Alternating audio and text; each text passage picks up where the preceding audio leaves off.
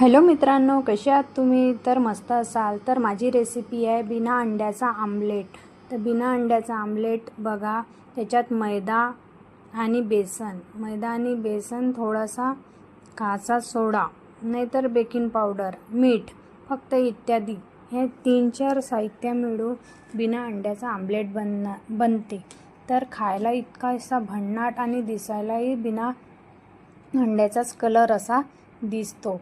तर बघा किती असा भन्नाट, असा एकदम पतला, बघा एकदम पतला अंडा कसा पतला राहतो आतमधून तसा राहते. आणि बघा कसा तर मिरची आणि थोडेसे कांदे टाकून कसा दिसत आहे. तर निघालाही असा सुटसुटीत निघत आहे. तर बघा अशी पापडी अशी कळक आणि लुसलुसीत दिसते. तर या मग आमलेट खायला असा दिसायला असा सुंदर आणि खायलाही खूप टेस्टी. तर कुठे असा बघितला नसेल तर बघाल आमलेट. बघा प्लेटमध्ये घ्या आणि तुरंत असा खा.